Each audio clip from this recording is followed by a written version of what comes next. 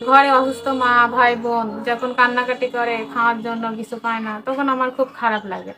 তো অবশেষে আমি এটাই রাজি হয়ে যাই ওর সাথে। কেমন আছেন? হ্যাঁ ভাইয়া, ভালো আছি।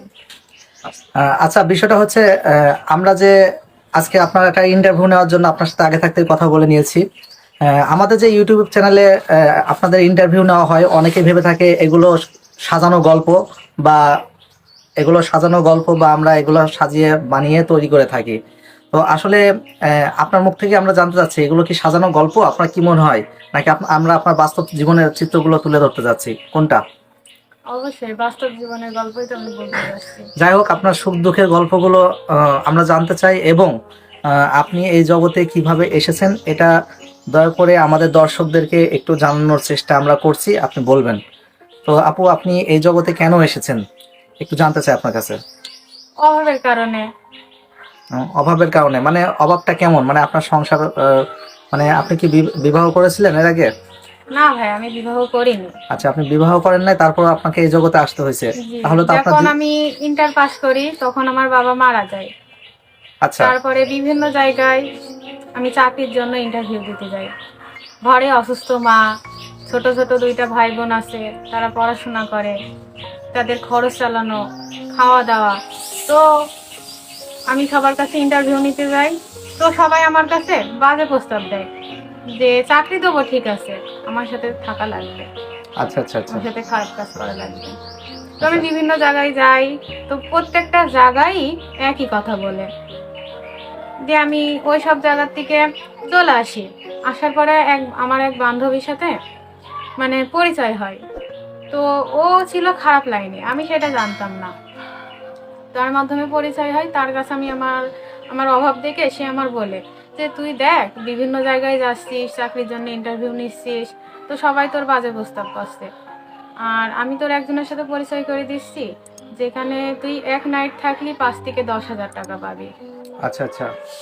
তো তো আসলে আসলে আপনাকে যে এই প্রস্তাবটা দিছে, হ্যাঁ, তো আপনি এখন এই জগতে আসছেন, আপনি তো নিশ্চয়ই বুঝতে পারছেন যে এই পরিমাণ টাকা আসলে পাওয়া যায় না, ঠিক না? হুম, তো আসলে আপনার যে পরিমাণ টাকা আপনি এই লাইনে থেকে পান, তাতে দিয়ে কি আপনার পরিপূর্ণভাবে আপনি আহামরি মানে ভালোভাবে, খুবই ভালোভাবে কি আপনি জীবনযাপন করতে পারতেছেন?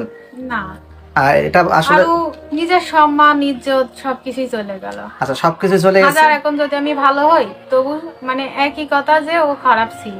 হ্যাঁ হ্যাঁ। আসলে এখন আপনার কথা হইতেছে এটাই যে আসলে এই জগতে থেকে কেউ কখনো ভালো ভাবে তার জীবনযাপন তো চলেই না, এবং সম্মানের সাথেও সে মানে বাঁচতে পারতেছে না। জি, তো আসলে খুবই দুঃখজনক একটা বিষয় যে আপনার যে কাহিনীটা, হ্যাঁ, তো আপনি কিভাবে যেভাবে এসেছেন এই জগৎটায়, হ্যাঁ, আসলে খুবই করুণ একটা কাহিনী। তো আসলে প্রথম আপনার বান্ধবী যেখান থেকে বলতেছিলেন আপনার বান্ধবী আপনাকে এই অফারটা করে, তো তারপরে ঘটনাটা একটু যদি বলতেন আর কি।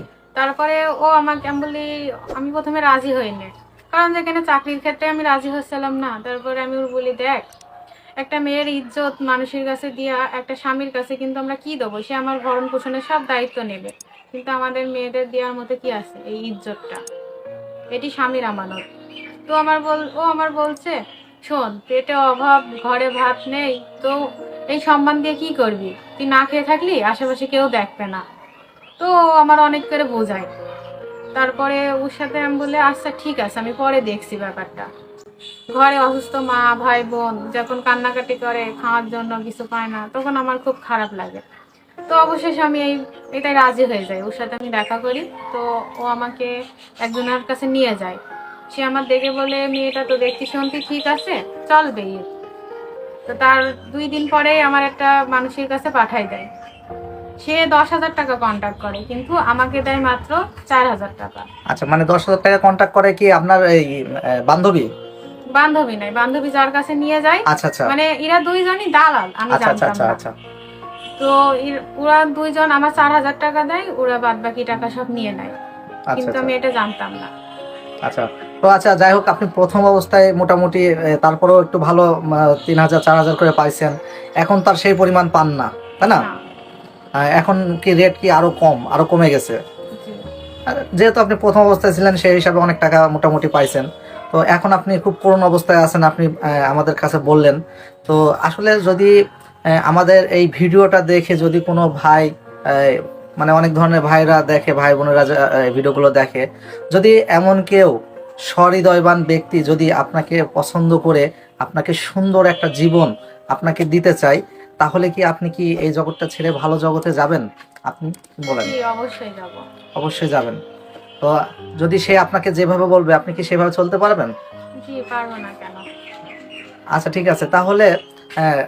তাহলে অবশ্যই আমরাও চেষ্টায় থাকবো যে আপনাকে যদি এরকম যদি কোনো ভাই আপনার ভিডিওটা দেখে যদি আমাদের কাছে কমেন্ট বক্সে কমেন্ট করে, তাহলে আপনার সাথে যোগাযোগ করানোর চেষ্টা করব।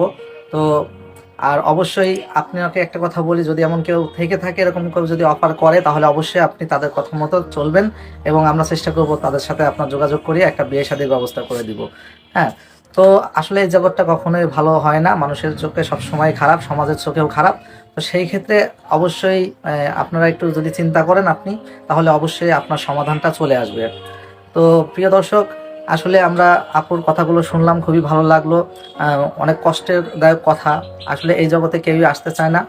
তারা সমাজে আমাদের মতো মানুষের কাছেই তারা প্রতারণার শিকার হয়েই কিন্তু এই জগতে আসে।